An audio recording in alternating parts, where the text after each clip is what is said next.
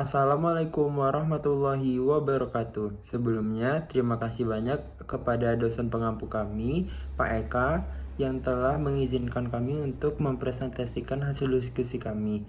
Sebelumnya, judul yang kami ambil yaitu dinamika partikel dengan analisa terhadap hukum Newton 3 pada balon udara. Pada kesempatan kali ini, saya akan menjadi moderator untuk kelompok saya. Sebelumnya, ini anggota kelompok saya. Yang pertama ada Farol Damni, kedua ada Fidiatul Kahfi, yang ketiga ada Gabriel Gultom, yang keempat ada Keiza Dais, yang terakhir saya Muhammad Akbar Abian. Sebelumnya saya juga akan menjelaskan latar belakang terlebih dahulu tentang materi yang akan kami jelaskan. Balon udara panas itu bukan hanya menarik untuk dilihat, tapi juga menyimpan pelajaran penting tentang fisika. Saat balon bisa terangkat ke udara itu sebenarnya karena adanya kerja gaya. Udara panas yang keluar dari burner itu mendorong ke bawah dan sesuai dengan hukum Newton. Balon tuh menerima reaksi berupa dorongan ke atas. Kalau dorongan ke atas lebih besar daripada berat balon, maka balon akan naik.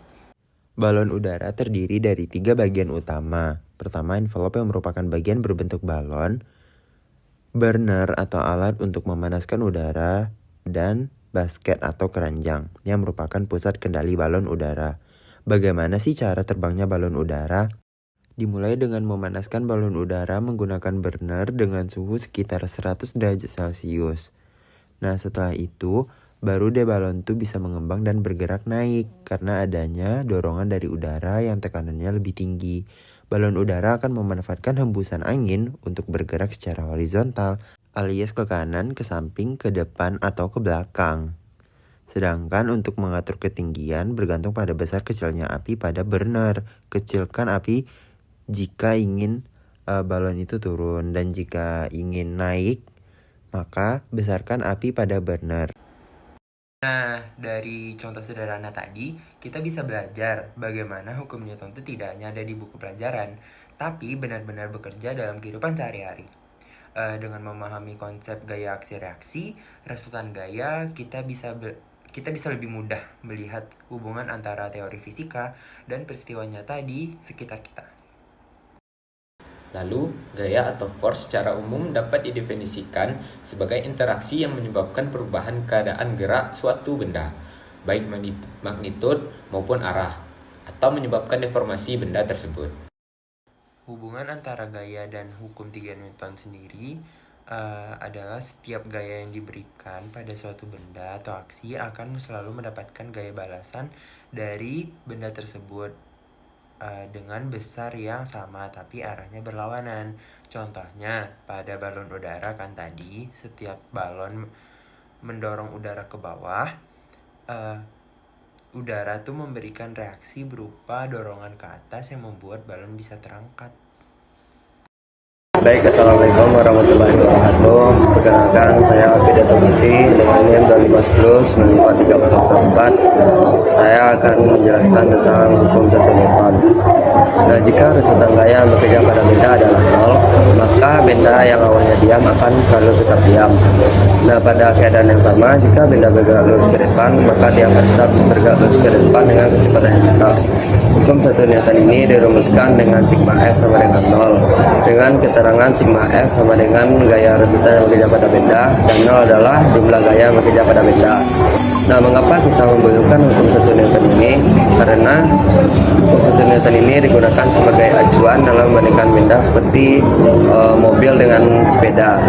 Karena kedua benda tersebut sama-sama berada di bumi, maka kita bisa menggunakan hukum 1 Newton ini.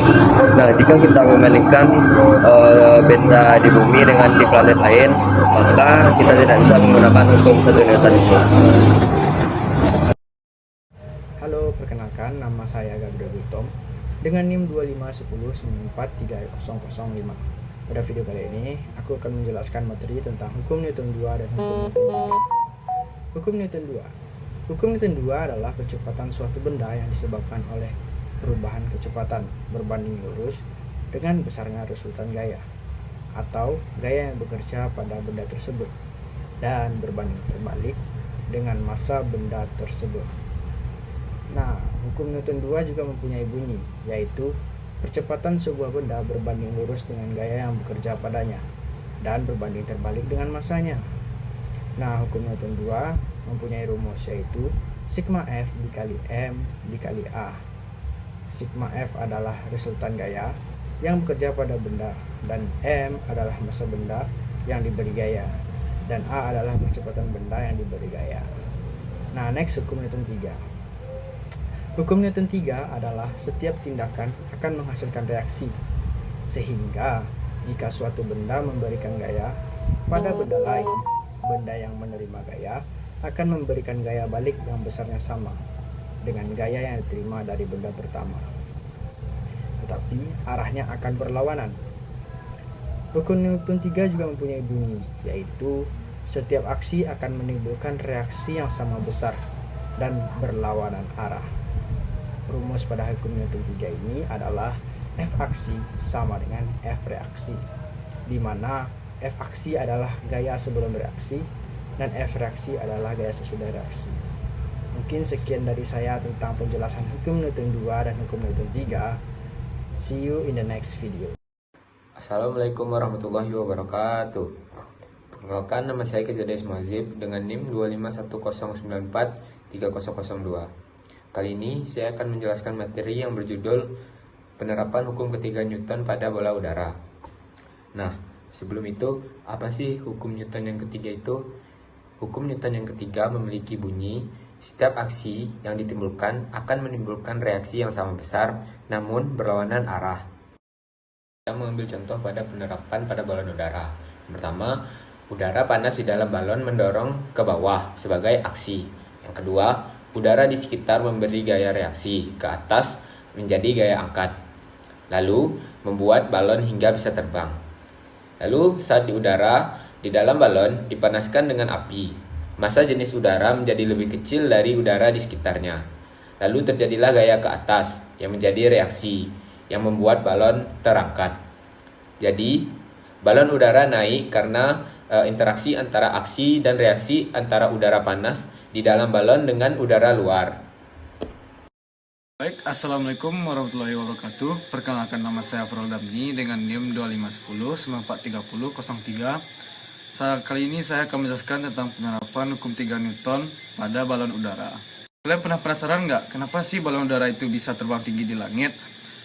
Banyak yang bilang karena udara panas itu lebih ringan daripada udara dingin. Itu benar, tapi ternyata itu bukanlah satu-satunya alasannya. Namun juga memiliki hukum fisika yang berlaku di sini, yaitu hukum ketiga Newton. Masih ingat kan kalian bunyinya? Setiap aksi akan menghasilkan reaksi yang sama besar, tapi berlawanan arah. Nah, mari kita lihat di skenario balon udara. Saat burner memompa udara keluar, itulah aksinya. Namun apa sih reaksinya? Yaitu balon udara ikut terangkat ke atas. Begitu juga dengan udara panas yang dilepaskan melalui bagian atas katup dari balon tersebut. Udara yang keluar tersebut yang dinamakan dengan aksi. Sedangkan reaksinya adalah balon udara pun perlahan turun ke bawah. Nah, dari sini bisa kita lihat bahwa prinsip sederhana dalam fisika sangat berperan penting dalam perkembangan teknologi transportasi seperti balon udara yang kami bahas dalam materi ini. Sekian dari saya. Assalamualaikum warahmatullahi wabarakatuh. Nah, selanjutnya kami telah menyiapkan satu contoh soal untuk kami bahas pada kesempatan kali ini. Soalnya tuh, kan ada sebuah balon udara memiliki massa total, ya berarti ditambahkan balonnya, penumpang sama peralatan. Jadinya tuh 1200 kg. Terus ada udara panas yang keluar dari burner menghasilkan gaya ke bawah sebesar 15.000 Newton. Nah, sekarang dia tuh nanya gaya reaksi yang diterima balon sama apakah balon akan naik atau tetap diam. Gunakan percepatan gravitasi G sama dengan 10 meter per second kuadrat. Nah, kesimpulan yang dapat saya ambil dari pertanyaan pertama, yaitu udara panas yang dikeluarkan dari burner mendorong ke bawah dengan gaya 15.000 Newton. Menurut hukum 3 Newton atau hukum aksi reaksi, aksi yang terjadi itu udara panas didorong ke bawah dengan gaya sebesar 15.000 Newton. Nah, reaksinya tuh balon tuh mendapat gaya yang sama besar tapi berlawanan arah, yaitu 15.000 Newton ke atas. Itulah sebabnya pada jawaban nomor 1 nih, gaya reaksi yang diterima balon tuh adalah 15.000 Newton juga, tapi ke atas bukan ke bawah. Saya akan menjawab pertanyaan nomor 2 sebelumnya. Kita harus mencari berat balon terlebih dahulu dengan menggunakan rumus W sama dengan M kali G. M-nya sendiri kan tadi telah diketahui bahwa massa totalnya itu 1.200. Terus gravitasinya tuh ditentukan juga oleh soal sebesar 10 meter per second kuadrat. Lalu kita mendapatkan berat balonnya itu sebesar 12.000 Newton ke bawah. Di soal tadi kan juga telah diketahui bahwa gaya ke atas dari reaksi itu 15.000 Newton. Dari situ kita bisa dapat resultan gayanya dengan cara mengurangi masing-masing atau membandingkan dari resultan gaya ke atas dengan berat balon sebesar 12.000 Newton tadi. Didapatkan hasilnya 3.000 Newton ke atas. Kenapa gaya resultannya tuh 3.000 Newton ke atas? Karena gaya ke atas lebih besar, maka balon tuh akan naik. Nah, kembali lagi bersama saya Fidatul dengan NIM 2510943004. Nah, dari penjelasan rekan-rekan saya, kita dapat menarik kesimpulan bahwa hukum ketiga Newton ini menyatakan bahwa setiap ada aksi menimbulkan reaksi yang sama besar dan berlawanan arah, seperti pada balon udara.